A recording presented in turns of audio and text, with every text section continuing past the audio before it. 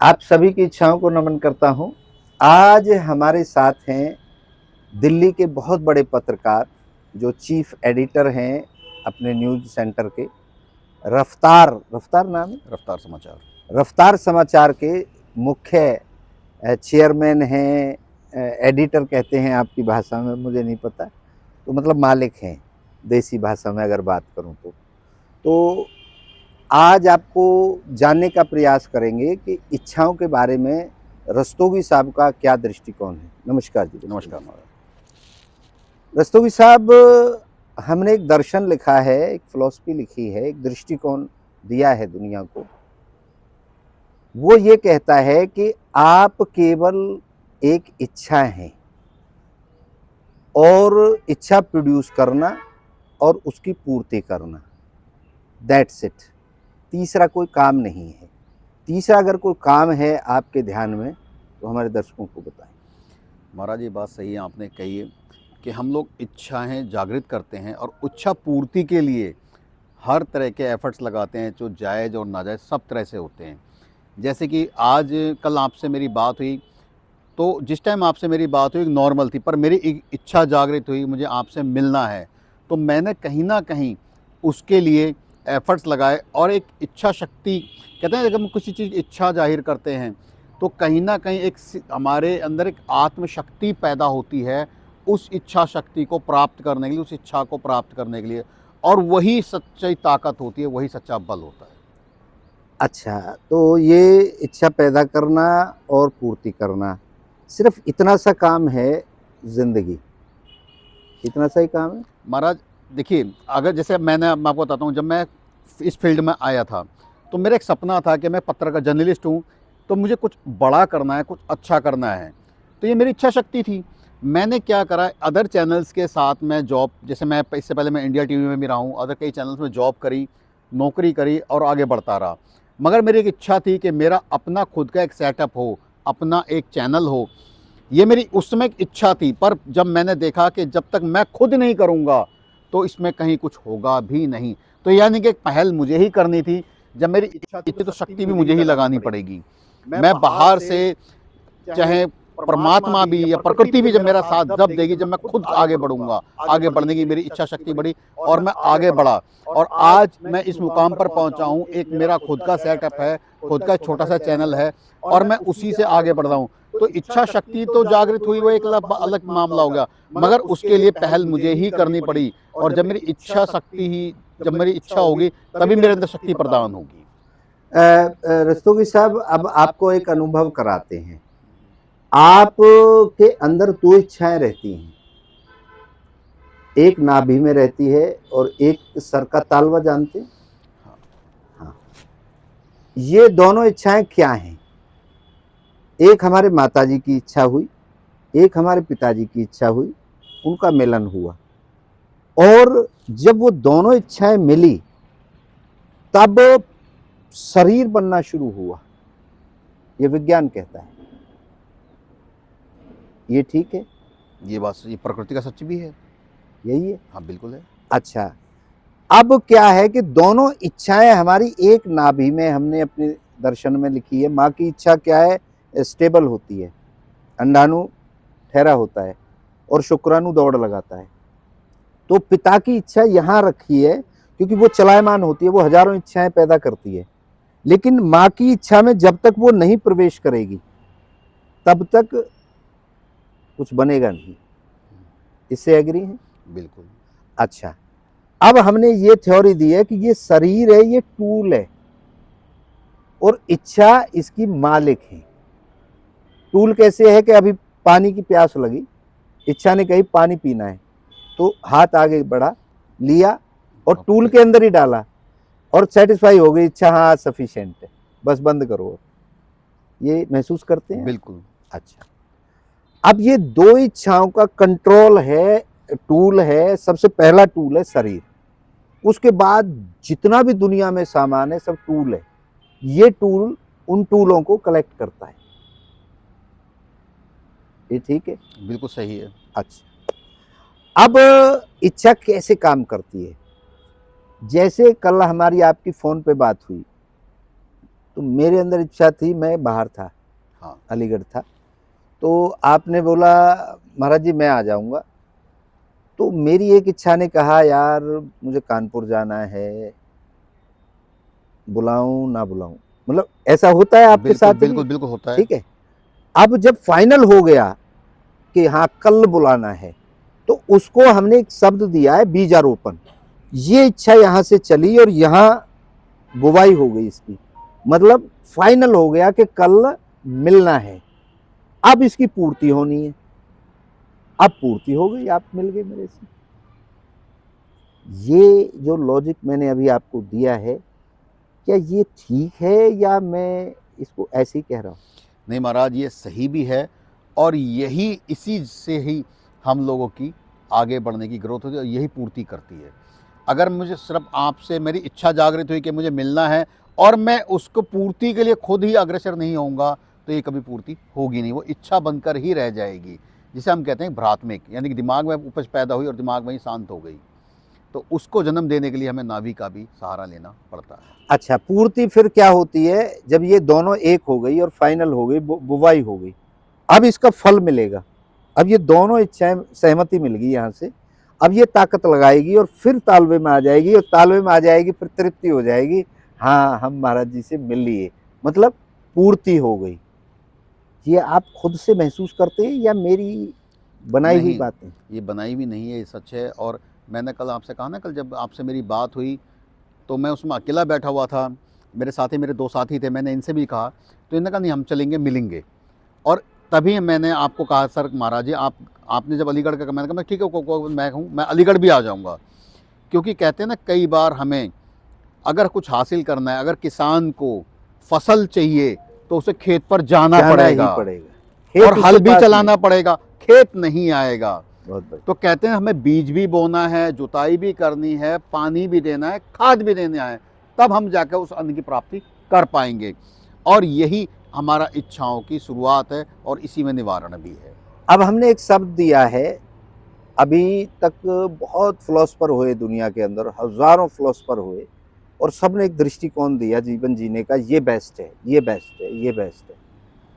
लेकिन एक शब्द था जिसको ढूंढते रहे और आज भी ढूंढ रहे हैं लोग, मैं कौन हूं। कोई कहता है मैं परमात्मा हूं, कोई कहता है मैं अल्लाह का अंश हूं, कोई कहता है मैं गॉड का अंश हूं, कोई कहता है मैं अलग हूं, गॉड अलग है। ये अलग अलग बातें हैं, अलग अलग फिलोसफी है, लेकिन मैंने एक कॉमन दिया है, मैं इच्छा हूं। इससे आप सहमत हैं या कोई और बेहतर शब्द हो सकता है? महाराज जी देखिए, इस पर तो अगर लंबा अध्ययन की ज़रूरत है, और इतने अध्ययन के लिए मैं अभी इस अनुकूल भी नहीं हूँ। तो ये बात तो आपने सही कहा कि वाकई में हम सिर्फ इच्छाओं का ही साधन है, इससे ज़्यादा कुछ चाय भी नहीं है। लेते रहिए, बात होती रहेगी। मर लेते तो चलिए मैं आपको अब ध्यान कराता हूं। हमारी माँ की और पिताजी की इच्छा हुई, हम पैदा हुए, क्लियर, और हमारा पूरा जीवन इच्छाओं से चलेगा आखिरी सांस तक। बिल्कुल, ठीक है, यहाँ तक फिट है? हाँ, बिल्कुल फिट है। तो मेरे माताजी और पिताजी भी ऐसे दो इच्छाओं का मिलन होंगे, हाँ जी, बिल्कुल रहे हैं। उनके माताजी पिताजी। अब हम एंड में चले जाते हैं, विज्ञान को हमने सत्य माना है, क्योंकि धर्मों में तो सबने अलग अलग भगवान कह दिए और सत्य एक होता है, डिफरेंट काफी नहीं होते, क्योंकि प्रोसीजर एक है सबका पैदा होने का, तो सत्य एक है। तो उन्होंने कहा है मैं ब्रह्मांड से दुनिया चलती है, ब्रह्मांड है वो दुनिया को कंट्रोल करता है, वही चलाता है, वही वो कहते हैं आकाश गंगाएं हुई, फलाना हुआ, बस दुनिया भर के। हमने विज्ञान से एक प्रश्न किया कि ये जो ब्रह्मांड है ये कहां से आया? उन्होंने कहा जी ये शून्य से आया है, इससे पहले शून्य था, शून्य से ब्रह्मांड पैदा हुआ, ब्रह्मांड से सब धरती आकाश चांद सितारे सब पैदा हुए। हमने कहा ठीक है साहब, बस बेटा मैं नहीं लूंगा, थैंक यू। तो अब ब्रह्मांड से पैदा हुआ है सब, शून्य ने ब्रह्मांड को जन्म दिया, तो हमने फिर एक थ्योरी लगाई, हमने उनसे पूछा कि ये शून्य कहां से आया? तो उन्होंने कहा जी हमारे पास कोई इसका एविडेंस नहीं है और हमारी खोज चल रही है। भाई कोई चीज है, अब ये कप है, ये कहीं से तो आया है, तो वो शून्य कहाँ से आया? तो उनके पास कोई जवाब नहीं। धर्मों के पास तो है ही नहीं, धर्म तो भगवान पे जाके रुक जाते हैं, अपने अपने भगवान बना रखे हैं सबने, उन पर रुक जाते हैं। हमने फिर एक थ्योरी दी, इच्छा की इच्छा हुई और उसने शून्य को जन्म दिया, शून्य की इच्छा हुई उसने ब्रह्मांड को जन्म दिया, ब्रह्मांड की इच्छा हुई उसने धरती, आकाश, सूरज, चांद, सितारों को जन्म दिया। एक बाप के 10-12 बच्चे हो जाते हैं ना, फिर उन बच्चों की इच्छा हुई अपना अपना परिवार बनाने की, फिर ऐसे बढ़ता चला गया, जीव जंतु, पेड़ पौधे, ये सजीव निर्जीव सब इच्छा से बने, और लास्ट में हम आ जाते हैं, हमारे माँ की और पिताजी की इच्छा हुई, और अब हम अपने ऊपर आ जाते हैं, हमारी इच्छा से हम चल रहे हैं। तो इस दृष्टिकोण से आप एग्री हैं या डिसएग्री हैं?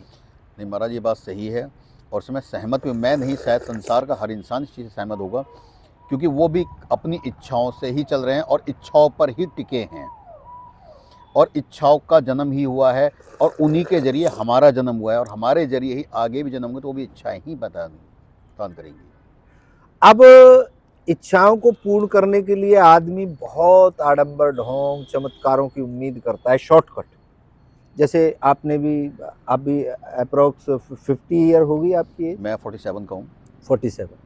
47 के हैं, तो आपने भी पढ़ी होगी जिन वाली कहानियां बचपन में। बिल्कुल। एक जिन आया और उससे बोला जी बोलो क्या चाहिए, कि मुझे सुंदर सा भोजन चाहिए, तो ये लो जी भोजन। क्या ऐसा प्रैक्टिकल लाइफ में कभी होता है? महाराज जी देखिए, प्रैक्टिकल लाइफ तो नहीं है, ये पार्ट ऑफ सिर्फ क्या है, हमारी एक सोच होती है, उससे हम कुछ अपना कुछ समय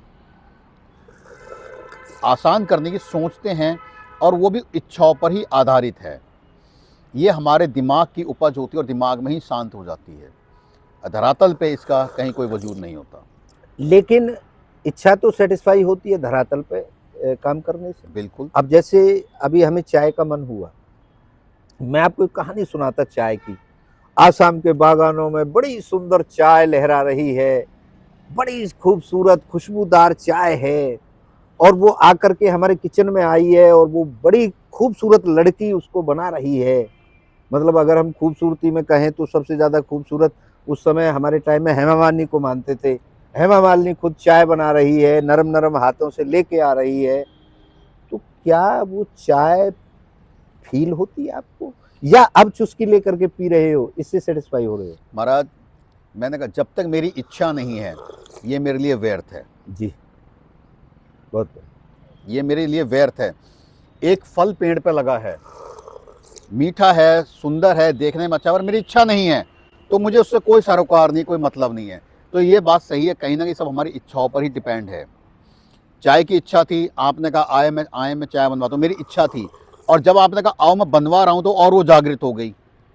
हाँ, वो लार जो कहते हैं ना, भाई भूख लग रही है और खाना नजर आ जाए तो करे लार आ गई, और वो इच्छा थी तो चाय हाथ में भी। अब हमने पूर्ति का एक गणित दिया है अपने दर्शन के अंदर, 11,000 पन्ने हमने लिखे हैं, हर युग को हमने टच किया है, हर बिंदु को टच किया है, हर इच्छा पे हमने एनालिसिस किया है, और उसका एक गणित निकाला है, पूर्ति को आदत बनाना। मतलब इच्छा पूर्ति के लिए तो एफर्ट आदमी कर रहा है, लेकिन अगर वो आदत में आ जाए तो स्ट्रेस, ये मतलब बीमारियां पाल लेता है आदमी, शुगर बढ़ा लेता है, बीपी बढ़ा लेता है, इन सब से निजात दे देंगे। ये प्रैक्टिकली हम प्रूफ कर चुके हैं अपने लोगों पे एक्सपेरिमेंट करके। तो क्या ऐसा पॉसिबल हो पाए? ये पॉसिबल होता है, और अगर ऐसा है तो कहीं ना कहीं जो हमारा शारीरिक जो व्यायाम है ये पूरा होगा, और जो हमारी शारीरिक क्षमता है, जो हमारा शारीरिक बल है, इसमें भी हम अच्छे होते हैं और स्वस्थ रहेंगे। तो कहीं ना कहीं हमारी इच्छा शक्ति पर ही सब डिपेंड होता है। रस्तोगी साहब, शरीर का एक मतलब एक लिमिट है। अगर आप 20 किलो वजन उठा सकता है शरीर, 50 उठा सकता है, 100 उठा सकता है प्रैक्टिस करके, लेकिन इच्छा 100 टन उठा सकती है। कैसे? शरीर ने 100 किलो उठाया, बड़ा दर्द हो गया, लेकिन इच्छा ने कहा 100 किलो से काम नहीं चलेगा, 100 टन उठाना है। तो इच्छा ने फिर प्लान किया और मशीन बना दी। वो जो मशीन बनी है वो इच्छा ने बनाई है या वो कहीं गिफ्ट मिल गई है ऊपर से? नहीं महाराज, कोई गिफ्ट नहीं है, ये हमारी इच्छा शक्ति थी, उसने हमें अग्रसित किया और हमें प्रेरित किया, और हमने उसी इच्छा शक्ति को प्रेरणा मानकर आगे बढ़े और वो मशीन का निजात कर लिया।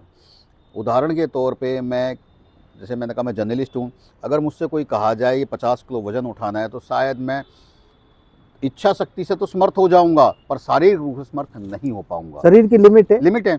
मगर अगर यही कोई किसान को कहता है कि 100 किलो की बोरी उठानी है, वो जानते हैं, उनका शारीरिक, उन्होंने प्रतिक्रिया अपने आप को उस अनुरूप ढाल प्रैक्टिस है रखा है, उनकी उन्होंने प्रैक्टिस अपने अनुरूप ढाल रखा है, और उनकी इच्छा शक्ति भी है, वो उठाते हैं, रख देते हैं। हाँ। तो कहीं ना कहीं इसमें हमारी इच्छा शक्ति ही हमारे पे हावी होती है, और उसी के बल पर हम आगे बढ़ते हैं। शरीर का मैं आपको एक एग्जांपल देता हूँ कि जैसे ट्रेन आ रही है और पटरियां हैं, शरीर को अगर उसके सामने खड़ा कर देंगे रोकने के लिए, भाई ट्रेन को रोकना है, शरीर तो नहीं रोक पाएगा, लेकिन इच्छा उसको जहां चाहेगी वहां रोक देगी। बिल्कुल रोक सकती है, क्यों? उसका बटन हमारे हाथ में है। इच्छा के हाथ में है। इच्छा हुई रोकने की बस। तो रोक दिया। तो इच्छा ताकतवर है, ये मानते हैं आप? महाराज, इच्छा बलशाली है, पर उसका सही जगह सही इस्तेमाल भी, कहते हैं ना, हमने इच्छा हमारी हुई, अभी आपने जैसे ट्रेन का उदाहरण दिया और कहा कि अगर हम ट्रेन के सामने खड़े होते तो रोकने की कोशिश करेंगे, तो वो शायद हमारी गलती होगी, पर उस इच्छा से हमें ये भी ज्ञात हो जाता है कि कहाँ पे किस चीज़ का हमें इस्तेमाल करना है जिससे कि हम ट्रेन को रोक सकें, तो वो हमारी इच्छा शक्ति पर ही निर्धारित होता है। तो बहुत अच्छी चर्चा हुई, और चर्चा तो इतनी लंबी है, 11,000 पन्ने हैं, वो अनलिमिटेड है।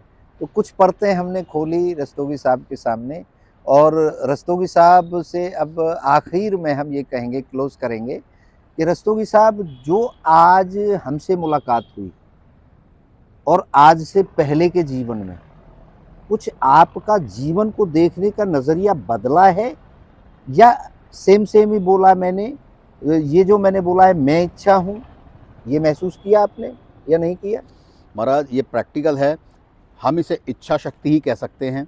और रहे देखने का नज़रिया, अभी जैसे कि सुबह हम लोग चले थे तो आपसे मिलने की इच्छा थी, अब हम बैठे हैं तो ये भी हमारी इच्छा है, चाय पी ये भी हमारी इच्छा थी, और आज हम जो बैठ के हमने जो आधा घंटा बैठकर इस पर चर्चा की, ये भी इच्छा थी, और इससे कहीं ना कहीं हमारी इच्छा शक्ति को बल मिलता है, और ये एक सत्य है, और यही नीति का नियम भी है। नियम है। बिल्कुल नियम। तो आप आज ये मानते हैं कि मैं इच्छा हूँ, आप इच्छा हैं, बिल्कुल। और आज आप ये भी मतलब महसूस कर रहे हैं कि हमारा शरीर टूल है और कंट्रोल इच्छा के पास है? ये शरीर तो ये बात सही में, ये हमारी एक शरीर मशीनरी है और ये टूल ही है जिसे हम अपनी इच्छा के अनुरूप ही इस्तेमाल करते हैं।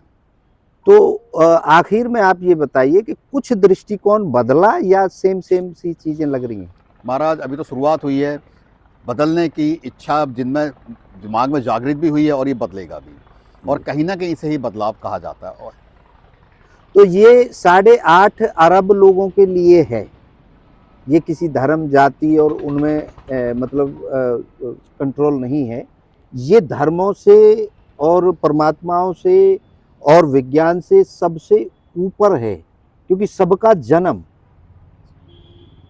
इच्छा से हुआ इच्छा है। से हुआ। ठीक है? तो ये 7,000 से 7,100 कुछ भाषाएं हैं हमारे पूरे विश्व में।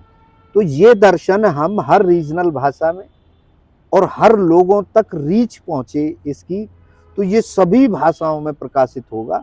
और जो पहला दर्शन हम लॉन्च करेंगे वो आई थिंक दिल्ली में करेंगे, और हिंदी में सबसे पहला वर्जन होगा, क्योंकि आज तक दुर्भाग्य ये रहा, किसी फिलोसफर ने कोई चीज लिखी, उसने एक भाषा में लिख करके छोड़ दी, संस्कृत में जैसे बेस रहा। अब जो बीच में लोग आए जिन्होंने ट्रांसलेट किए, उन्होंने उसमें और नमक मिर्च मसाले डाल दिए, और वो आज धर्म का जो धार्मिक कार्यक्रम है वो एक एंटरटेनमेंट का साधन बना दिया लोगों ने, जबकि उनके बेस में विज्ञान है। ये आप मानते हैं कि आज हमारे मंदिरों में, हमारे धर्मों में डांस और एंटरटेनमेंट ज़्यादा है और बेस कम है? महाराज जी, इसमें एक बात तो आपकी मैं कहूँगा, कहीं ना कहीं हमने अपने धर्म का खुद मजाक बनाया।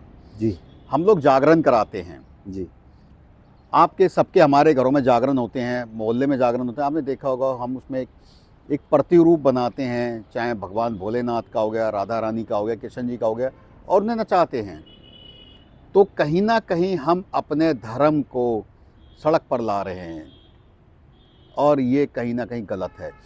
हमें क्या है, धर्म का प्रचार करना है तो उसको सभ्य रूप से करें, लोगों के मन में उसके प्रति आदर और सम्मान हो, ना कि उसको देखने का नज़रिया ही बदल जाए। राधा रानी और कान्हा जी का मिलन हुआ तो कैसे हुआ, वो उस समय की बात थी। आज उनका मिलन हमें कराना है तो उसी सभ्यता को आगे लाएं तो बहुत अच्छा है। अब ये आप मानते हैं कि सनातन धर्म हमेशा से एक दृष्टिकोण देता रहा है दुनिया को? जैसे सनातन धर्म ने सबसे पहले दिया था पृथ्वी गोल है, ये केवल सनातन धर्म ने कहा था कि पृथ्वी गोल है, और आज विज्ञान ने भी उस पर मोहर लगा दी कि पृथ्वी गोल है। अगर देखा जाए तो विश्व में सर्वप्रथम धर्म ही सनातन धर्म था। और मैं ये बात तो मैं नहीं कह रहा हूँ, विश्व में 200 से ज़्यादा देश हैं जो इसको मानते हैं, मगर 80 से ज़्यादा ऐसे देश हैं जो सनातन धर्म की तरफ अग्रसर हैं और बढ़ रहे हैं। हम बात करें, चाहे आप देख लीजिए, आज के समय में हवाई जहाज़ सब ने देखे हैं, सब जानते हैं हवाई जहाज़ है। मगर मैं बात करूं, जब हम सतयुग में थे तो जो वायुयान थे वो क्या थे? वो यही थे। तो विज्ञान जब भी जिंदा था, आज भी जिंदा है, सिर्फ उसका प्रतिरूप बदल गए हैं। लेकिन आज चमत्कार के नाम पे हमारे ही लोगों ने, जैसे आपने बोला, नचा रहे हैं, गवा रहे हैं, उनका मजाक उड़ा रहे हैं। कोई कह रहा है मैं पानी के छींटे मारूंगा और आपकी इच्छा पूरी हो जाएगी, आपका कैंसर ठीक हो जाएगा, तो हॉस्पिटलों की जरूरत ही नहीं। महाराज जी, उसको तो मैं इस तरह से कह सकते हैं, हम लोग, कोई बीमार हमारे पास आया और हमें पता है इसका अंत निश्चित है, जबकि उसका इलाज ढंग से देखा जाए तो हॉस्पिटल में या अस्पताल में या डॉक्टर ही कर रहे हैं, मगर नहीं, उसकी इच्छा शक्ति है कि मैं बहुत जल्दी जागरूक, बहुत जल्दी स्वस्थ हो जाऊं, निरोगी हो जाऊं और चलने लग जाऊं। तो क्या करते हैं हम, उसकी इच्छा शक्तियों को बांधने के लिए, उन्हें अनेस्थीज घुमाने के लिए क्या करते हैं, उसको कह देते हैं कि तू कुछ समय के लिए बैठ, मैं तुझे पानी के छींटे मारता हूँ, मैं तेरे हाथ फेरता हूँ, तेरे को तावीज़ देता हूँ, स्वस्थ हो जाए, निरोग हो जाएगा। ऐसा नहीं है। हम सिर्फ क्या करते हैं, उसके दिमाग को बांधते हैं और उसके दर्द को सिर्फ कम करने की कोशिश करते हैं, इससे ज़्यादा कुछ नहीं होता। तो ये जो लोग चमत्कार के नाम पे ताबीज बेच रहे हैं, जो ऐसे दरबार लगा रहे हैं, इनसे आप सहमत हैं या ये हमारे धर्म का नाश कर रहा है? स्वामी जी, इसमें तो मैं एक सिंपल सी बात यही कहूँगा, जब इंसान, जैसे मैंने कहा, हम पत्रकार हैं, हमारे पास लोग जब आते हैं, जब वो सब में निराश हो जाते हैं जी, जबकि हर चीज़ का समाधान हमारे पास भी नहीं होता। हमारा काम होता है एक सही आवाज़ को सही कानों तक पहुंचाना। जैसे कि एक आदमी हमारे पास आता है, उसने कहीं शिकायत की प्रशासन से और उसकी सुनवाई नहीं हुई और लंबे समय ग्रसित हो जाता है, उसके बाद जो कुंठित होता है, दिमाग में गुस्सा भर जाता है कि मेरे कहीं सुना, तो ये मीडिया है, ये पत्रकार हैं, ये मेरी बात सुनेंगे। हम सिर्फ उसका इतना काम करते हैं, उसकी शिकायत को, उसके बात को सही कानों तक पहुंचाते हैं और उसका निवारण होता है। वही काम एक मरीज का होता है। अब जैसे अभी आपने कहा कि किसी को कोई दिक्कत है तो जाता है कि ताबीज़ है, पानी है, वो आदमी परेशान है, वो ग्रसित है, उसका लंबा इलाज चल रहा है, अब उसे चाहिए समाधान और कम समय में चाहिए। तो जब इंसान भटकता है तो कहीं ना कहीं वो सलूशन ढूंढता है, और जब उसे पता चलता है कि ताबीज़ वहाँ जाने से मुझे निवारण मिलेगा, उस समय सिर्फ हम लोग चाहे वो स्वामी हैं, बाबा हैं, पीर हैं, फ़कीर हैं, जो भी हैं, हम उनका अपमान नहीं कर रहे, उनका आदर ही करेंगे, मगर वो जाकर सिर्फ वहाँ निवारण चाहते हैं। और वो उस कंडीशन में अगर वो कहते हैं तावीज़ ले, ये विश्वास है, ये उसको एक विश्वास देते हैं कि ताबीज़ तू गले में डालता है, मगर उन्हें साथ में ये भी कहना चाहिए कि ताबीज़ तू गले में डाल, ये तेरी श्रद्धा है, मगर जो तू इलाज करा रहा है उसे प्रॉपर ध्यान दे, तो तेरा निवारण भी होगा। मगर सिर्फ तावीज़ के भरोसे इलाज हो, ये संभव नहीं हो पाता। चलिए, बहुत टिपिकल हो जाएगा। अब आप इसको क्लोज कर दीजिए और एक संदेश दे दीजिए हमारे दर्शकों को कि आपका दृष्टिकोण क्या है?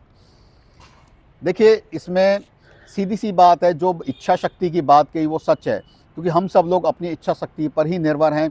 अगर आपके अंदर आगे बढ़ने की इच्छा है, तो कदम भी आप ही को बढ़ाने पड़ेंगे और आपकी इच्छा ही आपका मुकाम तय करती है, आपकी कामयाबी तय करती है।